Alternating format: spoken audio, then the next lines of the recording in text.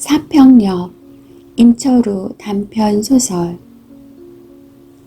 열차는 쿵쾅거리며 플랫폼을 통과하고 있다.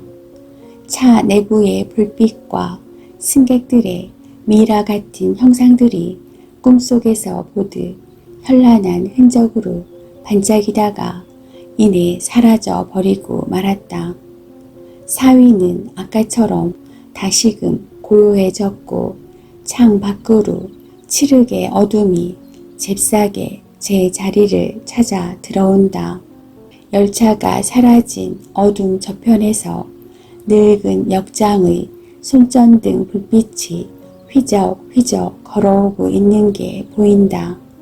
그 모든 것이 아까와 똑같이 반복되고 있는 것이다. 대학생은 방금 눈앞에 나타났다가 사라진 열차의 불빛이 아직 자신의 망막에 남아있는 듯한 느낌이다. 어디일까? 단풍잎 같은 차창들을 달고 밤 열차는 또 어디로 흘러가고 있는 것일까?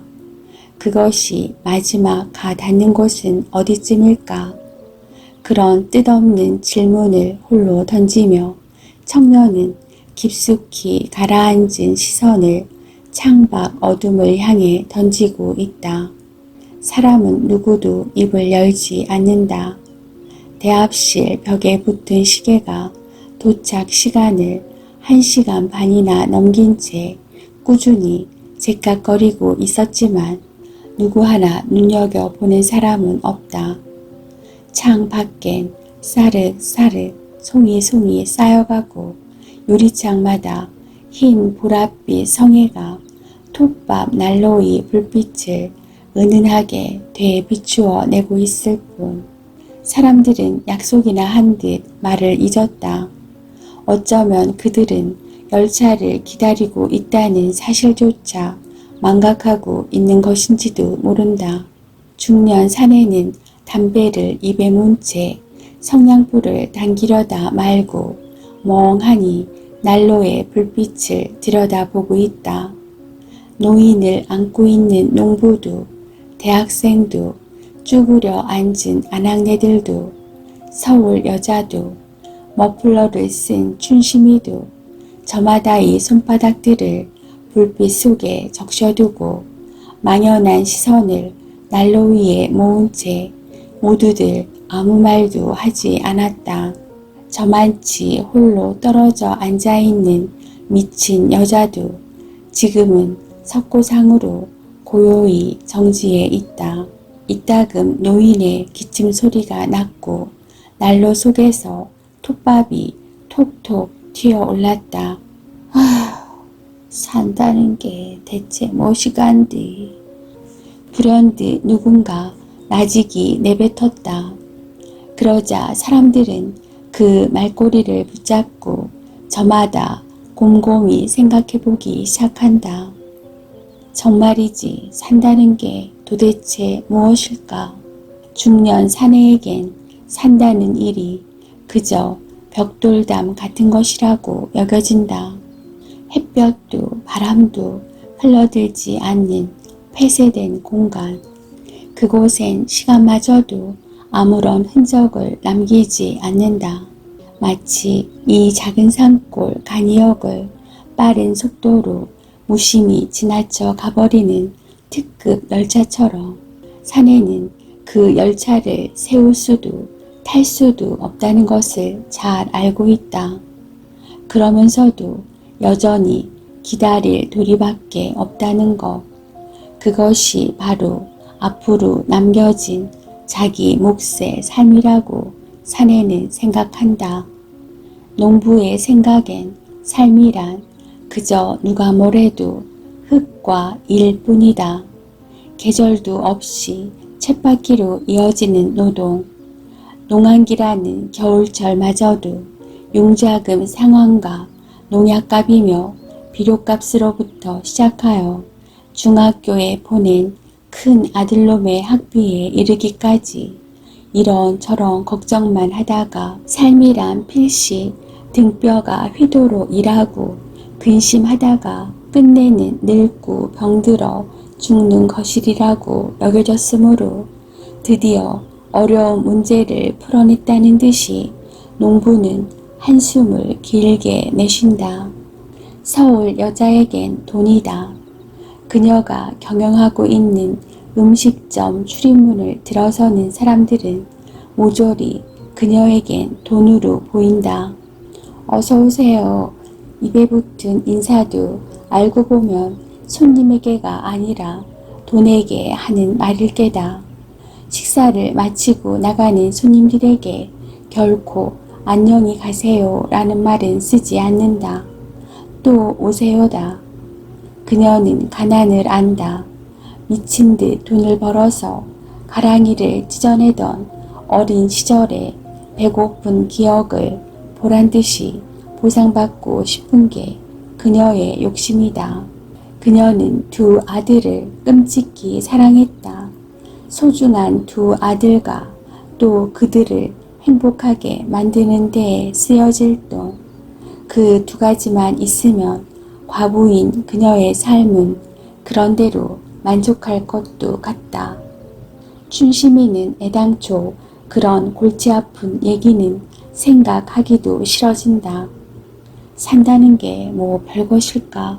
아무리 허덕이며 몸부림을 쳐본 듯 까짓것 혀 꼬부라진 소리로 불러대는 청승맞은 유행가 가락이나 술 취해 두들기는 젓가락 장단과 매양 한 가지일 걸 뭐. 그래서 춘심이는 술이 좋다. 아무것도 생각나지 않게 해주는 술님이 고맙다. 그래도 춘심이는 취하면 때로 울기도 하는데 그 까닭이야말로 춘심이도 모를 일이다. 대학생에겐 삶은 이 세상과 구별할 수 없는 그 무엇이다.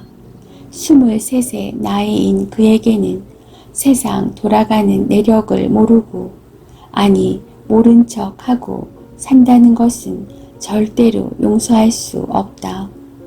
그런 삶은 잠이다.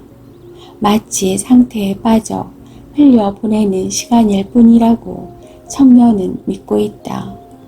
하지만 그는 얼마 전부터 그런 확신이 조금씩 흔들리기 시작하는 걸 느끼고 있다. 유치장에서 보낸 한 달 남짓한 기억과 태학, 끓어오르는 그들의 신년과는 아랑곳 없이 이루어지고 있는 강의실 밖의 질서, 그런 것들이 자꾸만 청년의 시야를 어지럽히고 혼란을 일으키고 있는 중이다. 행상꾼 아낙네들은 산다는 일이 이를테면 허허한 길바닥만 같다.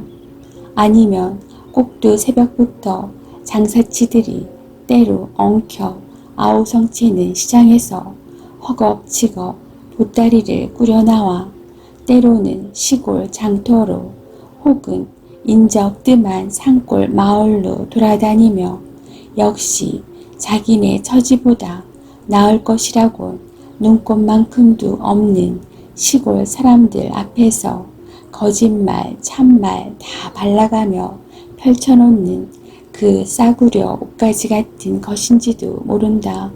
어쨌든 그녀들에겐 그따위 사치스러운 문제를 따지고 말고 할 능력도 건덕지도 없다.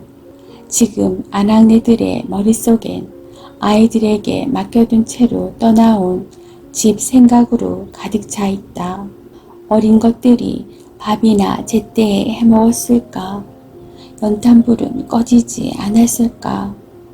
며칠째 일거리가 없어 빈둥대고 있는 10년 노가다 경력의 남편이 또 술에 취해서 집구석에 법석을 피워놓진 않았을까? 그러는 사이에도 밖은 간간히 어둠 저편으로부터 바람이 불어왔고 그때마다 창문이 딸그닥 거렸다.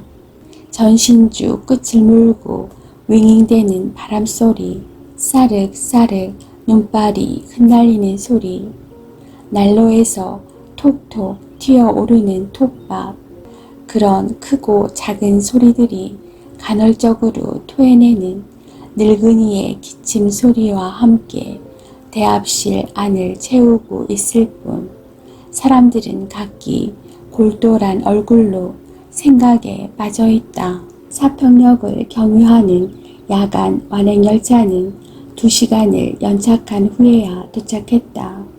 막상 열차가 도착했을 때 대합실에서 그때까지 기다리고 있던 승객들은 반가움보다는 차라리 피곤함과 호탈감에 젖은 모습으로 열차에 올라탔다. 늙은 역장은 하얗게 눈을 맞으며 깃발을 흔들어 출발 신호를 보냈고 이어 열차는 천천히 미끄러져 가기 시작했다.